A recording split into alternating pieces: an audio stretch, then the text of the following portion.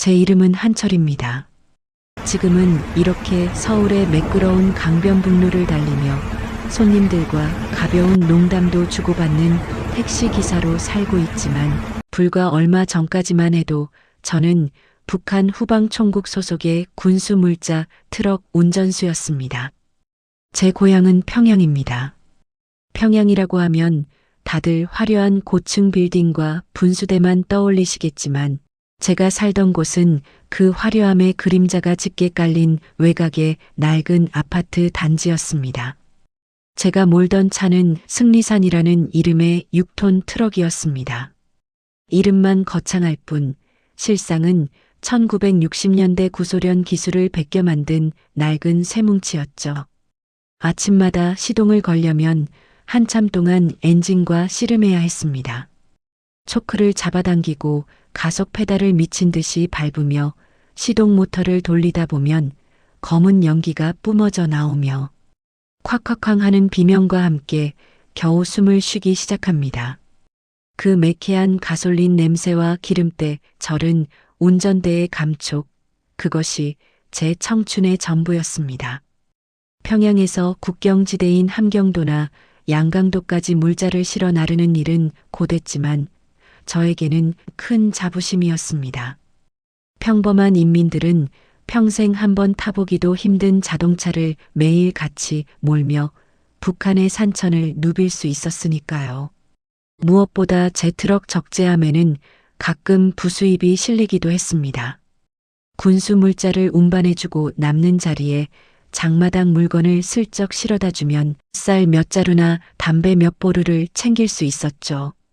그것이 우리 식구 3대가 굶지 않고 버틸 수 있는 비결이었습니다. 하지만 2025년에 그 지독했던 여름, 제 삶의 모든 자부심은 산산조각이 났습니다. 하나뿐인 아들 명호가 펄펄 끓는 열병으로 앓아누운 것입니다. 평양의 병원들은 겉모습만 번드르르 할 뿐 정작 환자에게 줄 약 한 알이 없었습니다. 의사는 무표정한 얼굴로 장마당에 가서 수입약을 구해오라는 말만 되풀이했습니다. 장마당에 가보니 약값은 이미 천정부지로 솟아 있었습니다. 제가 한 달 내내 트럭을 몰아버는 돈으로는 해열제 시럽 한 병 사기도 벅찼습니다. 밤마다 열에 들떠 신음하는 아이의 이마를 짚으며 아내는 소리 없이 어깨를 들썩이며 울었습니다. 여보, 우리 명호 이러다 정말 큰일 나면 어쩌죠? 제발 방법 좀 찾아봐요. 아내의 그 한마디가 제 가슴을 송곳으로 후벼 파는 것 같았습니다. 가장이라는 놈이, 평양에서 제일 잘 나간다는 운전수라는 놈이 자기 자식 약 하나 못 구해주는 현실이 너무나도 증오스러웠습니다. 그때였습니다. 평소 제가 정직하게 물자를 실어 나르는 것을 눈여겨보던 중앙당의 박 부장이 저를 조용히 불렀습니다. 그는 평양 권력층 중에서도 실세로 통하는 사람이었죠. 박 부장은 저를 아무도 없는 지하실로 데려가 무겁게 입을 열었습니다. 한철 동무, 이번에 양강도 비밀 별장으로 보낼 특별한 상자가 하나 있네. 이건 공식 기록에 남으면 안 되는 물건이야. 동무가 아무도 모르게 운반해준다면 명호 약값은 물론이고 식구들이 평생 먹고 살 돈을 주지. 그의 제안은 달콤했지만 동시에 소름 끼치는 공포였습니다. 비밀 물자라는 건 대개 권력층의 사치품이거나 혹은 그보다 더 위험한 무언가였으니까요. 하지만 저에게는 선택의 여지가 없었습니다. 벼랑 끝에 몰린 가장에게 도덕이나 법은 사치였습니다.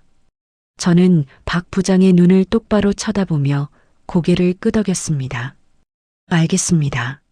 목숨을 걸고 운반하겠습니다.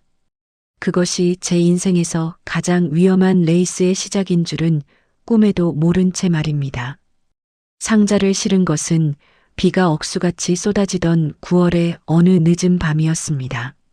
앞이 보이지 않을 정도로 퍼붓는 빗줄기는 마치 앞으로 닥칠 불길한 미래를 예고하는 것 같았습니다. 박 부장이 직접 가져온 상자들은 생각보다 무거웠습니다. 겉면에는 특수 정밀 기계라고 적혀 있었지만 저는 그것이 거짓이라는 걸 알고 있었습니다.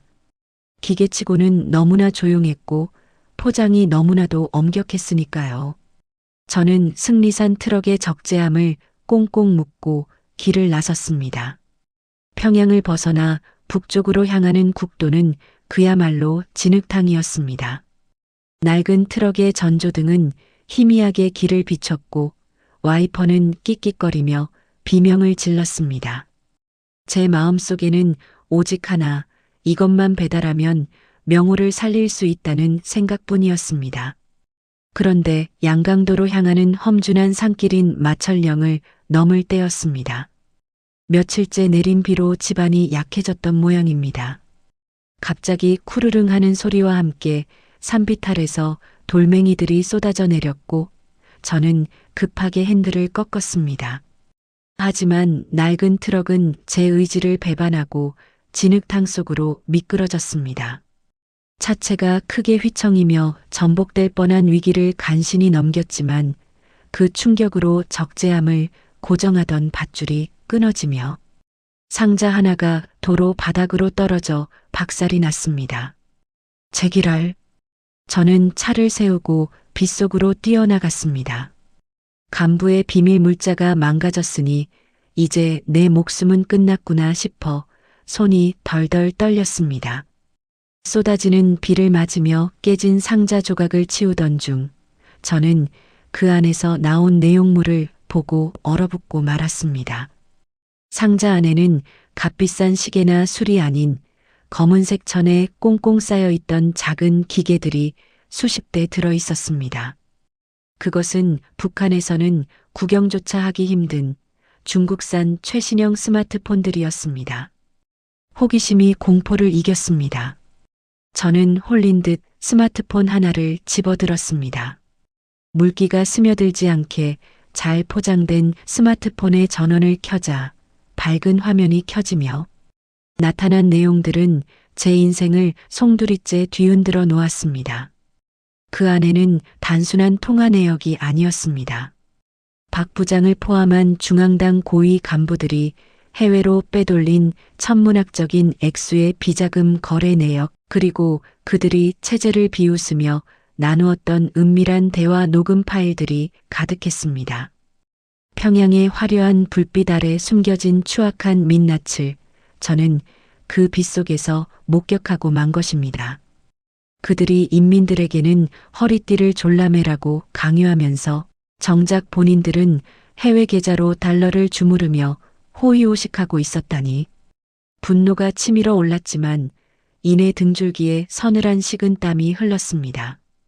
이건 단순한 정보가 아니었습니다. 제 목숨을 앗아갈 시한폭탄이었습니다.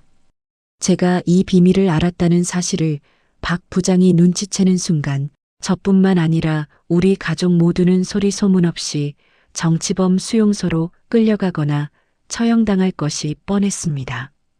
이제 저에게 남은 길은 두 가지뿐이었습니다. 이대로 상자를 배달하고 평생 죽음의 공포 속에서 살 것인가, 아니면 이 위험한 비밀을 무기 삼아 사선을 넘을 것인가. 아이러니하게도 저를 움직이게 한 건 주머니 속에 든 명호의 해열제 처방전이었습니다. 아빠, 나 이제 안 아파? 라고 묻던 아이의 힘없는 목소리가 빗소리 사이로 들려오는 것 같았습니다. 저는 결심했습니다.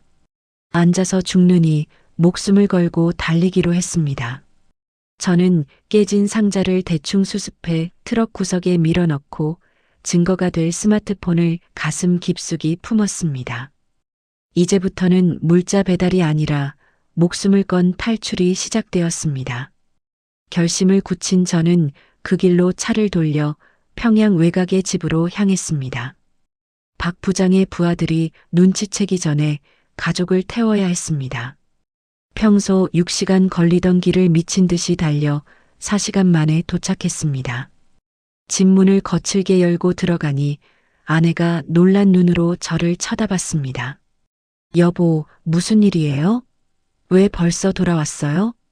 묻지 말고 짐 싸지 마오. 그냥 명호 데리고 지금 당장 나와야 하오. 제 서슬 퍼런 눈빛에 아내는 상황이 예사롭지 않음을 직감한 듯 말없이 잠든 명호를 포대기에 감쌌습니다.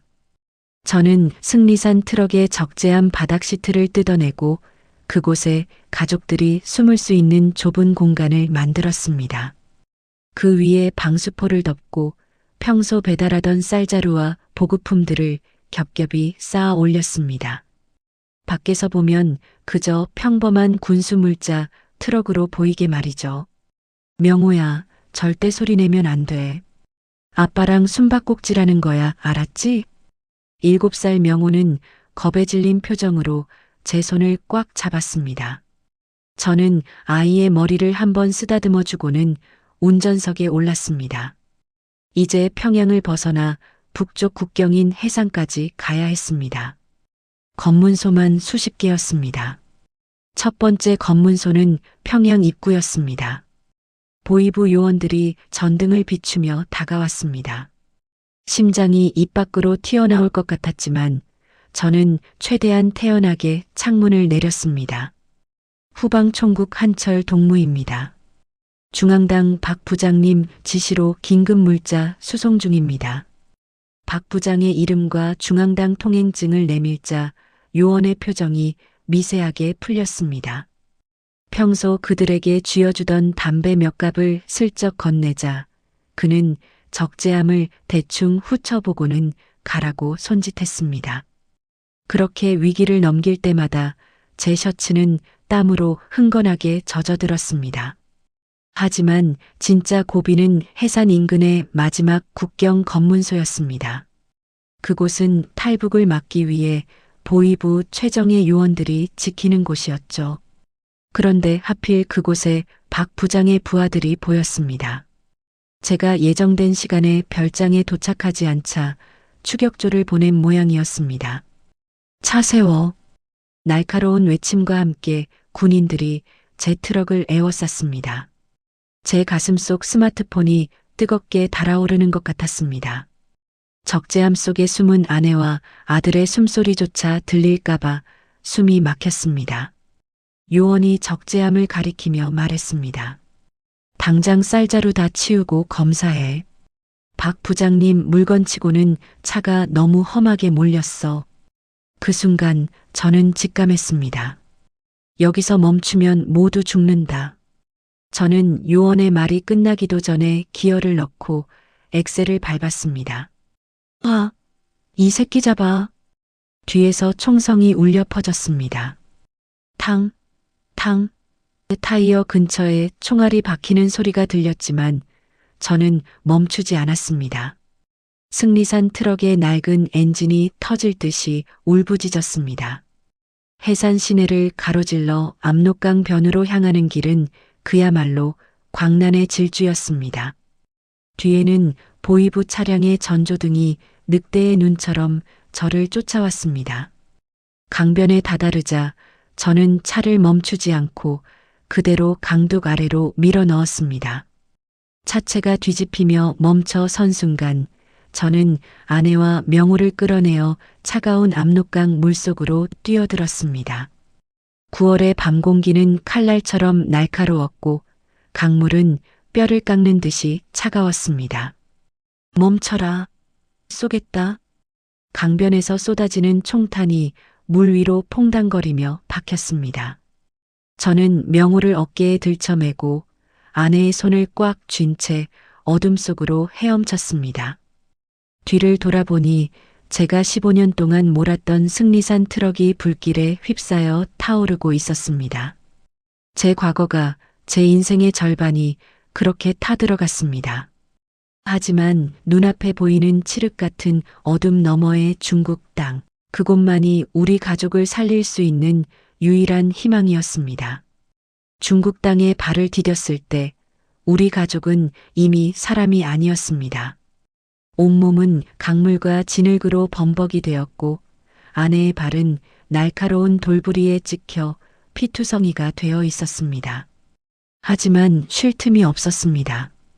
국경 근처에는 북한 보위부와 연결된 중국 브로커들이 깔려 있었으니까요.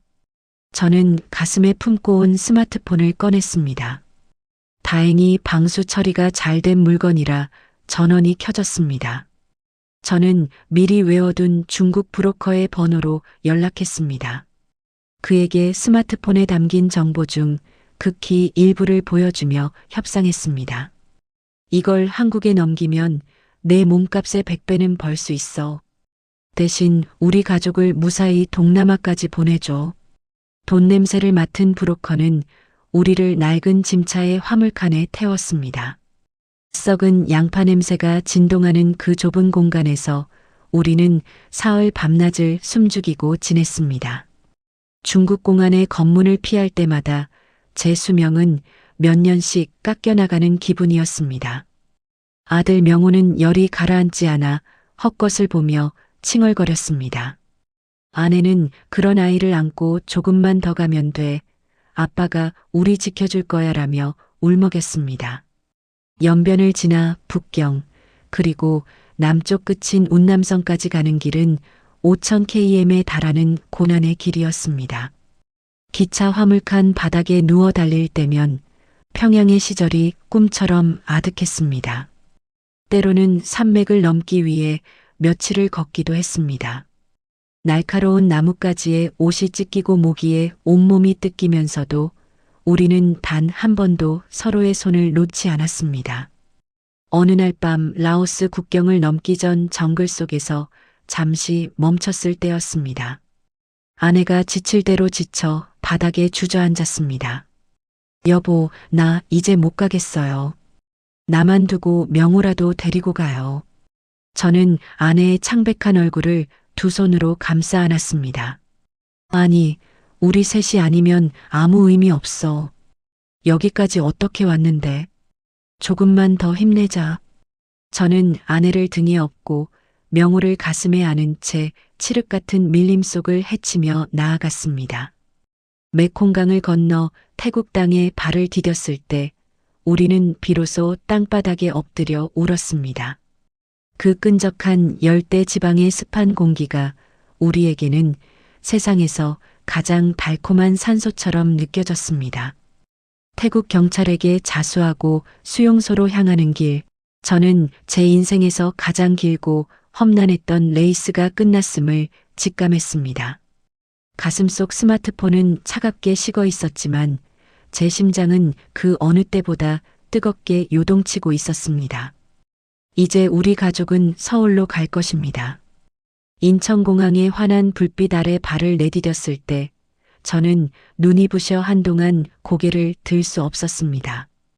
평양의 우중충한 회색빛과는 차원이 다른 찬란한 빛의 향연이었습니다.